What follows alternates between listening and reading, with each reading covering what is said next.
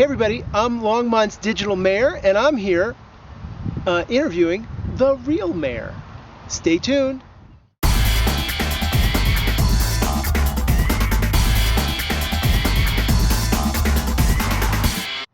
Hey everybody, I'm Daniel Kuhlman. I'm Longmont's digital mayor, and I'm here interviewing a candidate for mayor for this year's election. And I'd like to introduce you to Schuyler Trowbridge. There you go. Welcome. Thanks. Welcome to Longmont's digital mayor. Thanks for having me. Yeah, no worries. Yeah. So I'm going to ask you a couple of questions, and then you're going to have an opportunity to say whatever you want. Who are you, and why are you doing this? So I've been in the cannabis industry for about 5 years, and I've been an environmentalist for longer than that. And with the current climate that we're in, we just need new leadership to come into office. So I was running against Joan Peck for a long time, and throughout this campaign I've learned that that's unnecessary and that she's an amazing ally.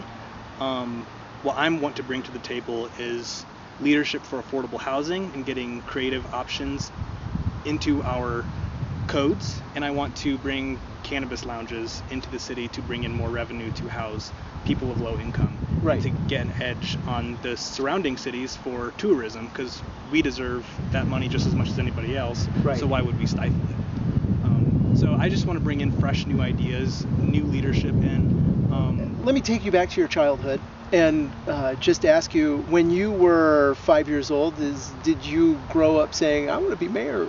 How did this even come to, where did this come from? So the wealth gap for my age group is increasing substantially. My generation is going to end up with a lower standard quality of living than our parents, and that will be the first time that has happened in U.S. history.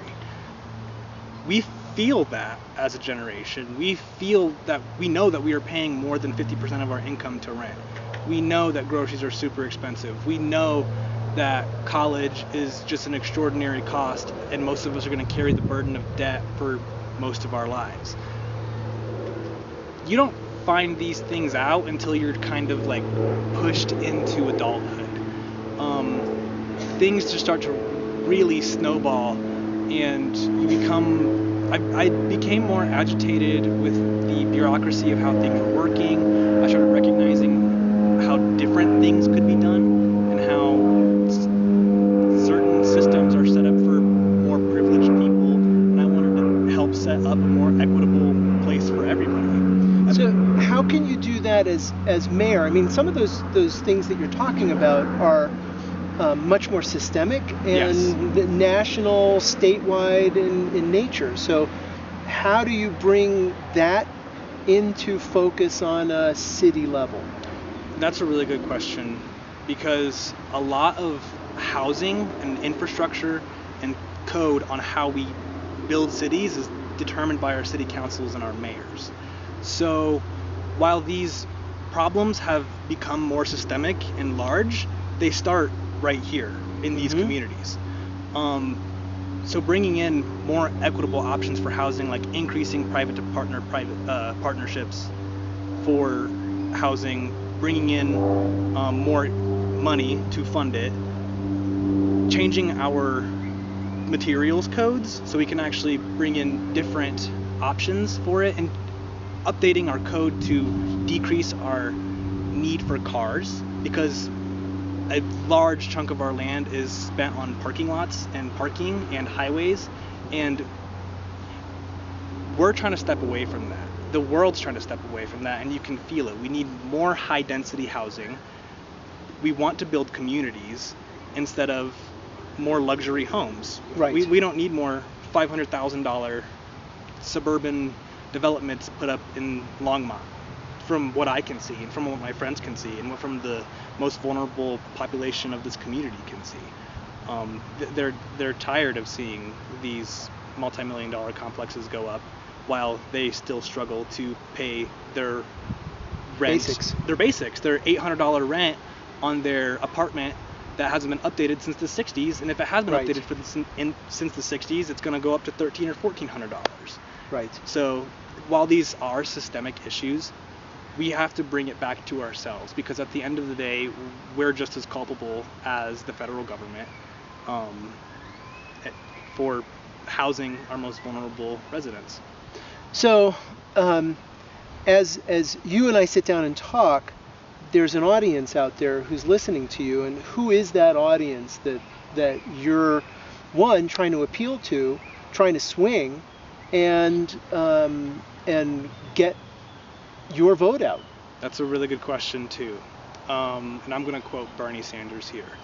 I didn't come here to make friends. I'm here to advocate for the people who need it most, and that's who I've been surrounding myself with, and the people who have been signing my petitions to get me on the ballot come from a place of being able to vote because they have a home.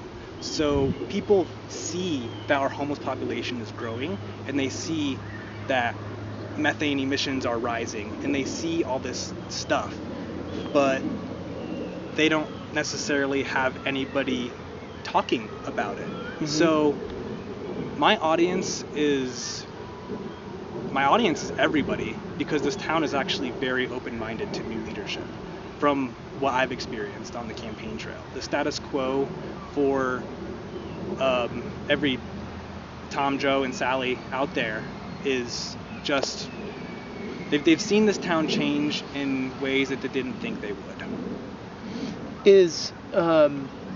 Are some of the changes, are all of the changes bad, or are some of them positive? So growth is good.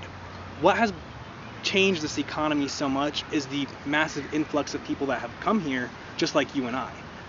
Everyone is immigrants. That's a lesson we can learn from our immigrant neighbors, is we are all immigrants. I was just at a talk at the senior center the other night, and that was the entire premise of the conversation, is we are all immigrants.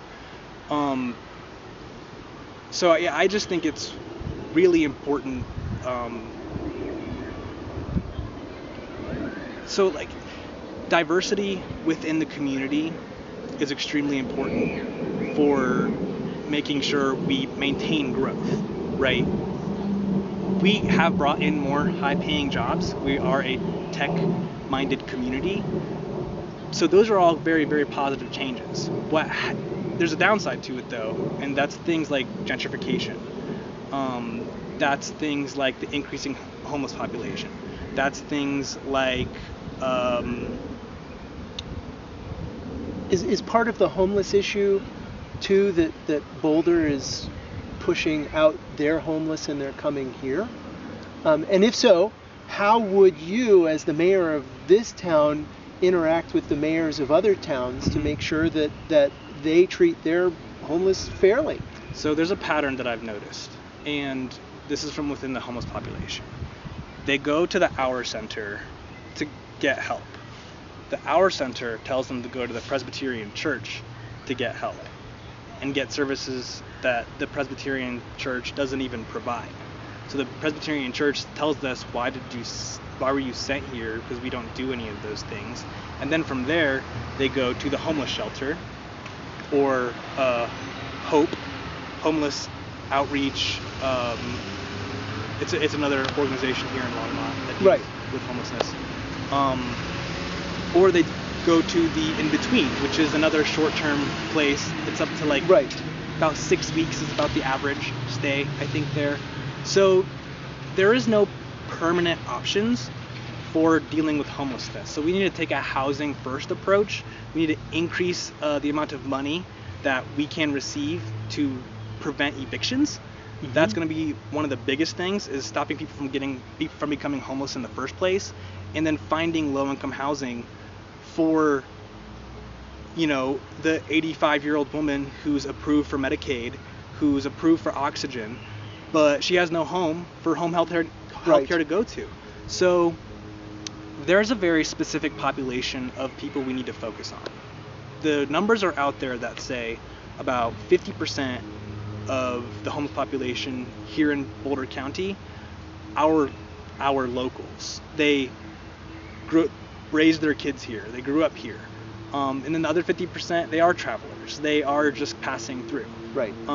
So we need to focus on that 50% get them into permanent housing instead of constantly shuffling them around. And bringing in the funds to do that can come from increasing our tourism.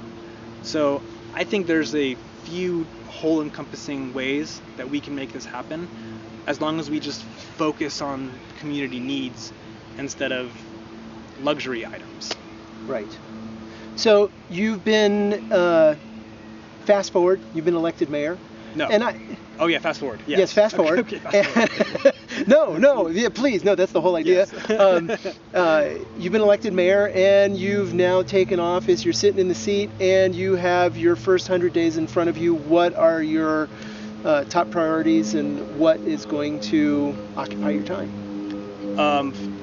First things first is, if we have not already, declaring emergency climate action status for the city of Longmont to allocate more funds to deal with decreasing our carbon emissions.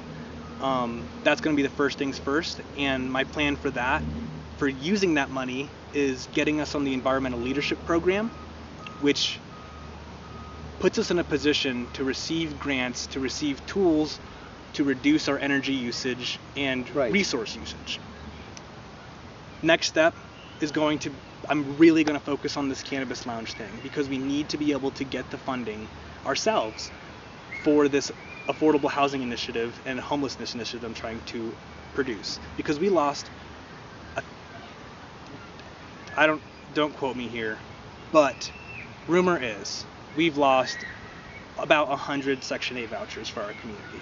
So we need to get really, really creative with how we get these funds to make it happen, because we lost thousands and thousands and thousands of dollars of federal funds for affordable housing and to keep homeless people off the streets. So we just got to get really creative with it. And implementing those two things in my first 100 days will be the biggest challenge. Sure. Because it's still bureaucracy, it's still government. These things need voted on. And I use this 100-day thing loosely because, quite honestly, it's a number. Well, and it's a 2-year term too, right? So there's only 600 days total. Yeah, total. So I guess 700 total, just a little over. So that's just under 20% of my term, right there. If you were going to run into somebody on the street, give me the 30-second, 60-second elevator pitch that you want the audience to see. Hi, my name is Schuyler Trowbridge, and I'm running for mayor of Longmont, Colorado. A lot of you may have heard of me from some of the things I've done for the LGBTQ community a while back. Some of you may have heard of me just because of my stance on cannabis, but I want you all to know that I'm trying to make Longmont the most equitable place that can bring in the most diverse community, and decreasing our need for fossil fuels and increasing our environmental performance are my main goals. So housing the homeless and environmental performance are my top tier concerns. So please vote for me, and I hope that you guys check out my website, trowbridgeforthefuture.com. We'll say thank you so much for coming out to Kanemoto Park and the Peace Tower. Yeah, thanks for having me. Yeah, my pleasure. Yeah. And everybody, once again, it's Daniel Coleman, Longmont's digital mayor, not to be confused with the actual mayor. I'm self-appointed. He has to be elected. So check out my YouTube channel. It's Longmont's digital mayor, and subscribe, hit the bell so you get notified when another candidate has their pitch or another interview is done with a local leader, community business, or just a cool person doing cool stuff. All right. Thank you so much. Thanks for having me. Yeah, my pleasure. If you want to learn more about Schuyler Trowbridge, please come to his event this Sunday, August 25th at Lucky's Market in the Community Room, where he will be hosting a meet and greet.